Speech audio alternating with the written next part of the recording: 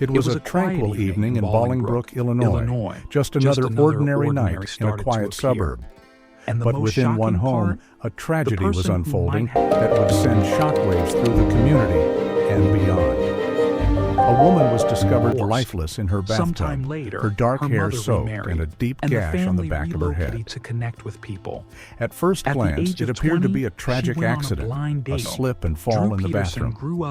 However, as investigators delved deeper into the scene, unsettling inconsistencies began to surface. The most shocking revelation? The person who might hold the key to the mystery was someone sworn to protect and serve. What truly transpired that fateful night, and how did this case unravel? A harrowing tale of deceit, control, and betrayal. Kathleen Savio was born on June 13, 1963, in Glendale Heights, Illinois, the youngest of four siblings in a family led by her parents, Henry and Mara Savio.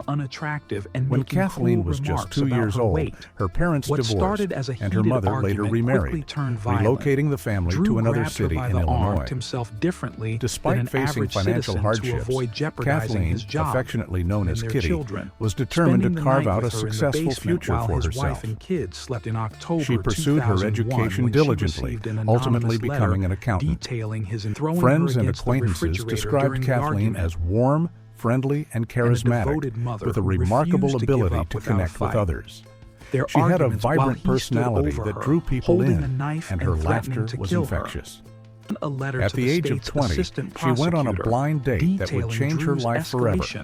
The man she met was Drew Peterson, a seemingly charming individual who initially appeared to be her perfect match. Drew was a police officer in the narcotics unit, a role that granted him authority and recognition in the community. Born on January 5, 1954, in Bolingbrook, Drew grew up under the strict guidance of his father, a former U.S. Marine, and his mother. He later became the older brother to two siblings. In high school, Drew excelled as an athlete and was known for his competitive spirit. After graduating, he enlisted in the U.S. Army in 1974 and married Carol Brown that same year. By 1976, he had been discharged and joined the police force in his hometown, quickly earning recognition for his work. However, Drew's personal life was tumultuous. His marriage to Carol ended in 1980 after she discovered his infidelity. He later married Victoria "Vicky" Connolly in 1982.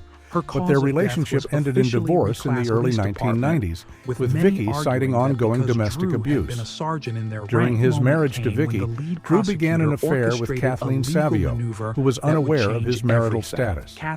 When he finally confessed, he painted his wife as a drug addict, claiming he could no longer endure the situation. To Kathleen, Drew seemed like a dream come true. He showered her with gifts and affection, promising her a stable life. Their whirlwind romance led to an engagement just 6 months after their first date, and they married on May 3, 1992. Over the next 2 years, Kathleen gave birth to their two children, but the dynamics of their relationship began to shift. While she devoted herself to raising their family, Drew sought excitement elsewhere.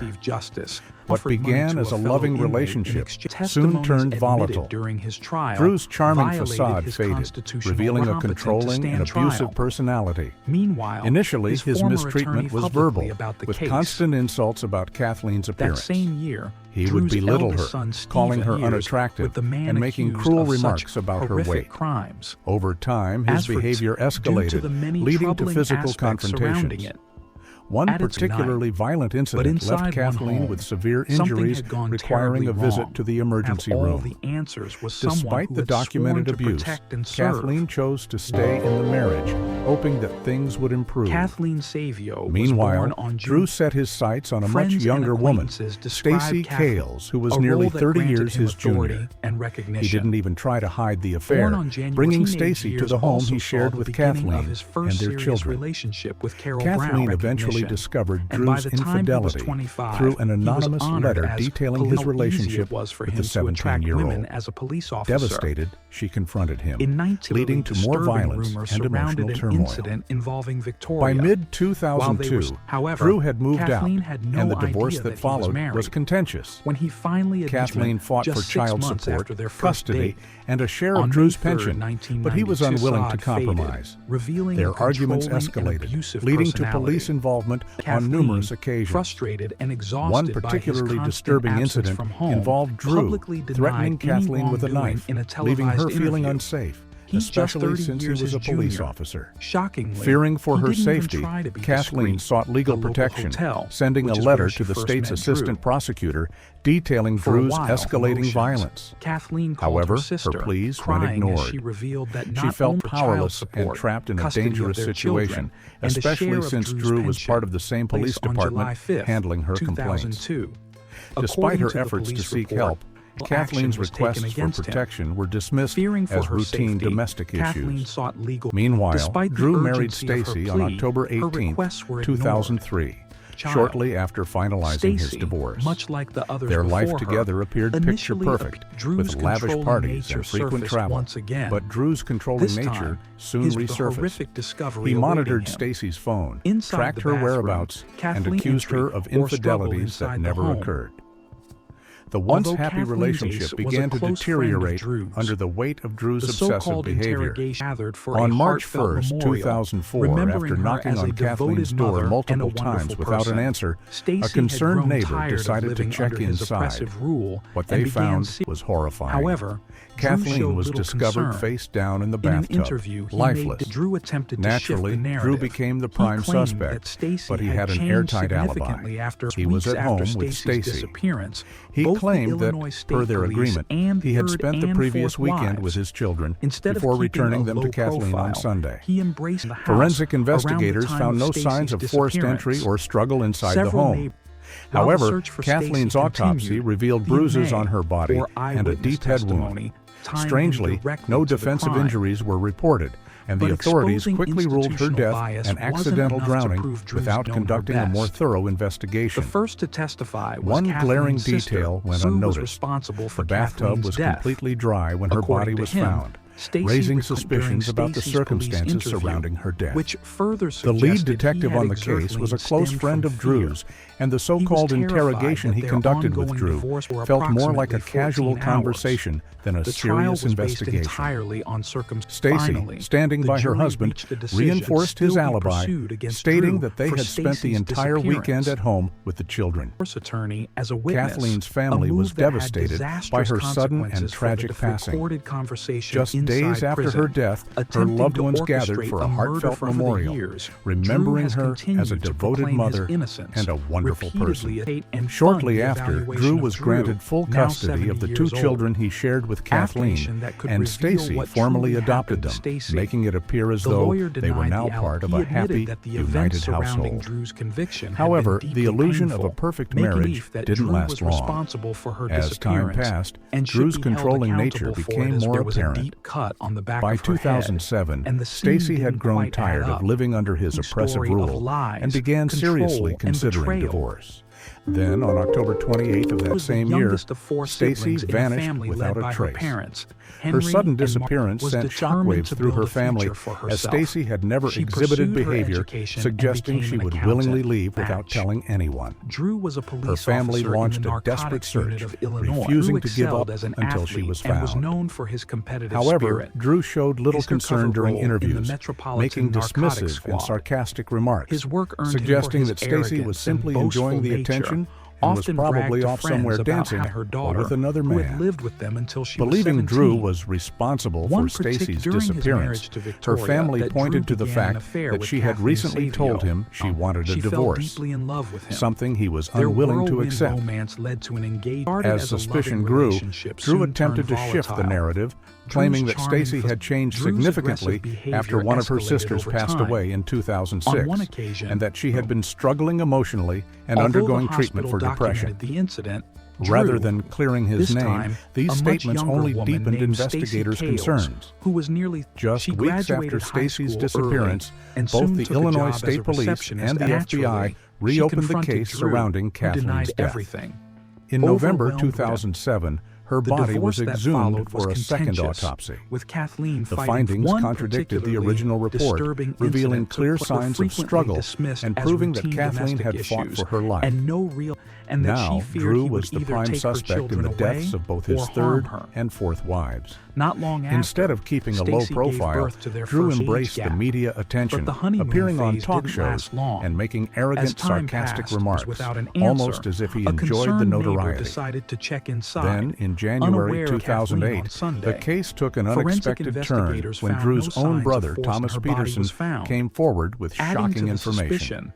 He claimed to have helped Drew remove a large blue container from the house around the time of Stacy's disappearance. Several neighbors corroborated his story, stating that they too had seen Drew handling the suspicious container.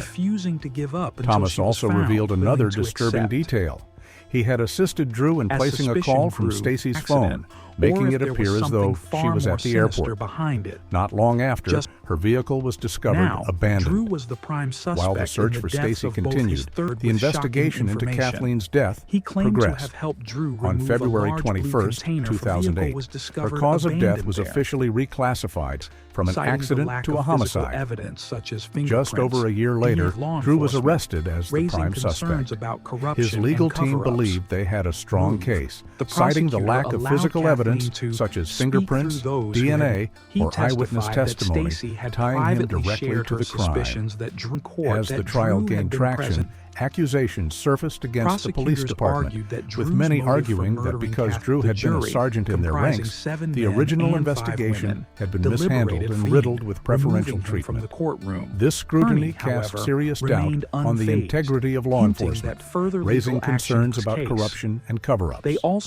However, exposing institutional bias wasn't enough to prove Drew's guilt in Kathleen's murder. The prosecution needed a breakthrough, and that moment came when the lead prosecutor orchestrated a legal maneuver that would change everything.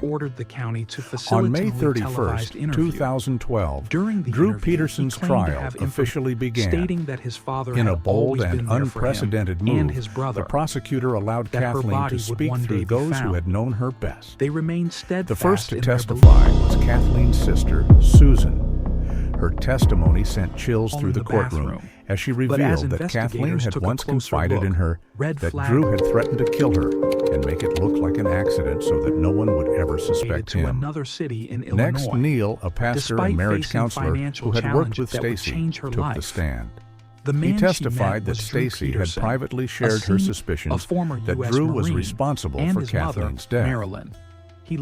According to him, Stacy recalled waking up in the middle of the night to find Drew missing right around the time Kathleen was believed to have died.